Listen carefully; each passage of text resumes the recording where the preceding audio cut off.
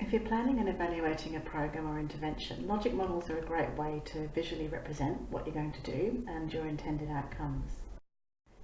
So there's 3 videos in this series with the ultimate aim of covering how to build a program logic model to answer your research question.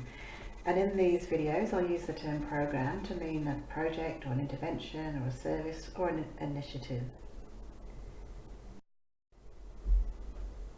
So program logic models are often described as roadmaps because they show how your program will work and why, if you do certain things, you'll get the results that you're working towards.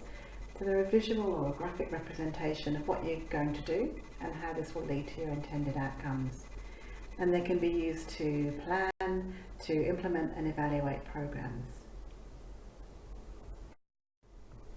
There's 3 main elements to program logic models. These are inputs, outputs and outcomes. So inputs are really the resources that you need to be able to do your outputs, which are the activities.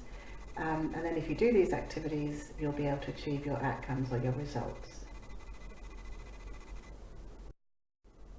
So for these presentations, we'll talk about a pipeline program logic model, which generally has enough detail to support program planning, management or evaluation. So when these inputs are really, as we've explained before, the resources that you need to undertake your activities. Examples are things like funding, personnel, equipment and so on. Outputs are the activities that you intend to deliver or do, and then also there's an additional column for participants. So examples of activities are things like information sessions for clients or staff training. And the outcomes are changes that are expected to or intended to happen as a result of your program or your intervention. So these are usually written as change statements, and there's short-term outcomes, which are usually changes in things like knowledge, skills or attitudes. Medium-term outcomes, changes in behaviours or practices or policies, and then longer-term outcomes, which are sometimes called impact outcomes. They're often not measurable in the time available within a program. So the template we're using for this course is the Wisconsin model.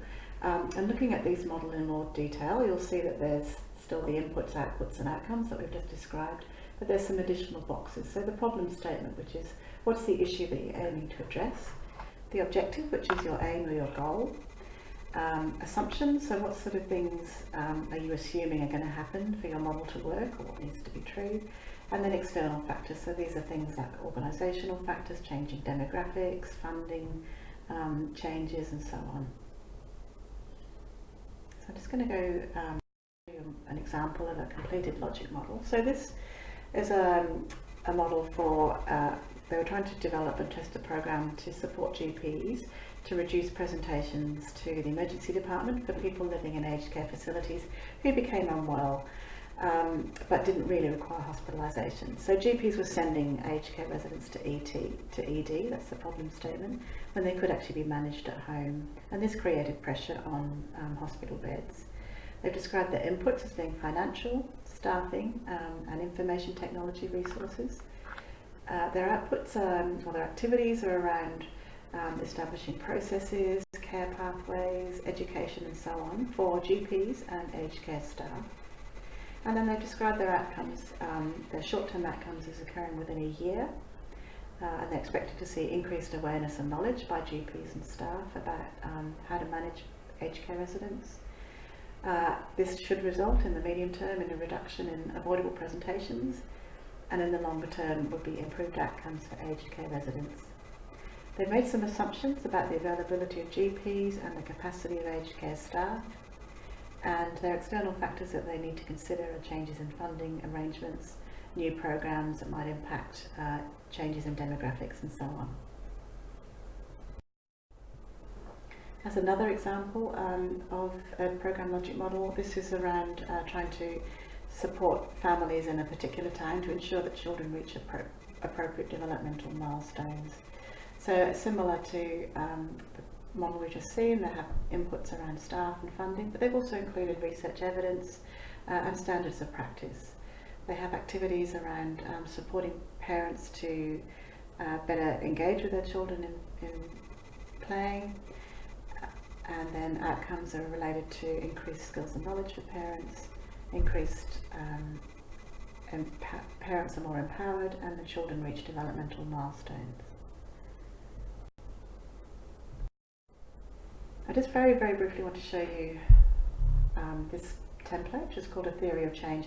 The model that we just described, the Wisconsin model, is you can use it for all aspects of a program, or for all stages of a program, but it's quite outcomes focused. And sometimes you just need to spend a bit of time thinking about the theory behind or the rationale behind why your program should work. So there's elements here which are similar to the Wisconsin model. Does suggest undertaking a community needs assessment, thinking about what factors might influence change in your community, bringing in the evidence to suggest why your program will work or your approach will work, and then again uncovering some of the assumptions.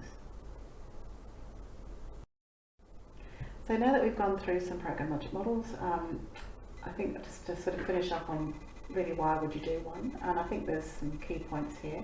One is around clarity. I think it makes your activities and your intended outcomes very clear and any assumptions quite explicit. And this helps to build stakeholder engagement because there's a shared language and understanding of how the program is expected to work.